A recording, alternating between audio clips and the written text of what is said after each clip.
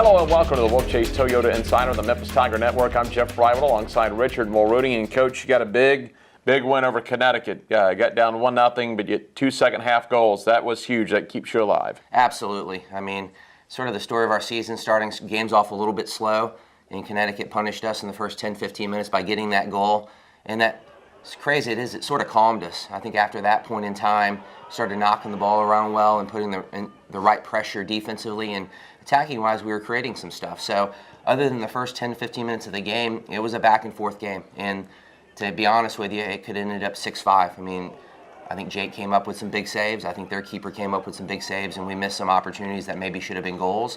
But at the end of the day, it's a matter of creating opportunities, and we did that obviously with the 2 second-half goals. And to come out of there, it was a must-win. Mm-hmm. If we tie that, we're out of it. And all you can ask for is a chance going into the last weekend, and that's what we have now. Talk about playing up there, the adjustments you made at the half, because from what I understand, that's probably one of the toughest places to play in the league because they draw probably the best out of the league. Absolutely, yeah. I mean, there was a good fan base there. It was their senior night.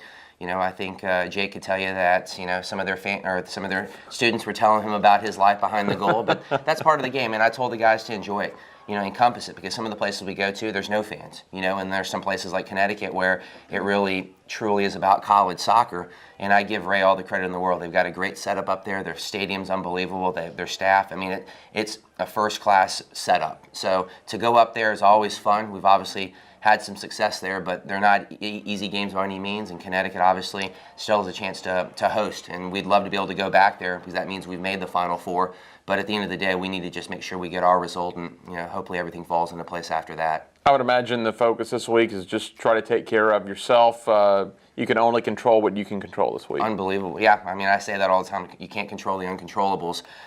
Getting healthy, we obviously left a couple players behind that have been on and off starters for us. To get them back would give us a little bit more depth, but at the same time, you're right. It's a focus of being ready mentally and physically for Saturday. Not that we're going to coast through this week, because I think last week's practice was intense, and it got us a result last week, but at the same time, we don't need to drop any more numbers by going overboard. At this point in the season, you're not really going to get more fit, but you obviously don't want to drop it with a week going into it, and obviously you want to make sure the guys have a good Halloween night tonight, but at the same time, not too much fun. We still have a job to do, and in my book, we take care of business Saturday and hopefully going to either SMU or UConn the following week and taking care of business there. But one day at a time. You got Tulsa Saturday, 1 o'clock, Mike Rose. There's a lot of stuff swirling around that. Obviously, you need to win. Probably going to need some help or some right people to win, lose, or draw around the league. Senior day kind of swirls around that too. It's going to be tough, but you've got to kind of zone in on that. Absolutely. Glass half full. It's exciting. Yeah.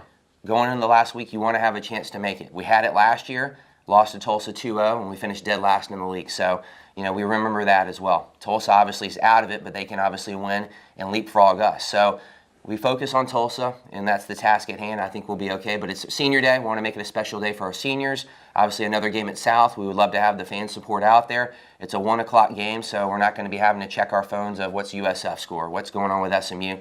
We take care of business. We can sit back Saturday night, watch the games online, and just sort of see where the cards fall. But at the end of the day, we have to get that victory Saturday, and that's going to be our focus. And Tulsa, as you mentioned, in unfamiliar territory. They're trying to play spoiler now. Usually they're one of the front runners, but as you mentioned, they're out of it, so they'll try to ruin someone else's day. Tom's got a great team. If you look at their strength of schedule, it's in the top 10 of the country. Yeah. If you look at their RPI, they're still in the 60s or 70s. It could have changed maybe in the last couple of days. Their record isn't nearly indicative of how good they are, so as you said in the past, I think they've made all the semifinals and finals of our conference tournament. This year just seems the results didn't necessarily go their way, but to go into this game thinking that they're behind us and they're not playing for anything, far from it. Tom will have them motivated, and at the end of the day too, if I'm not mistaken, I don't think we've beaten Tulsa in the last couple of years as well. So a lot at stake with it. Again, we have to focus on Tulsa and not worry about the other stuff.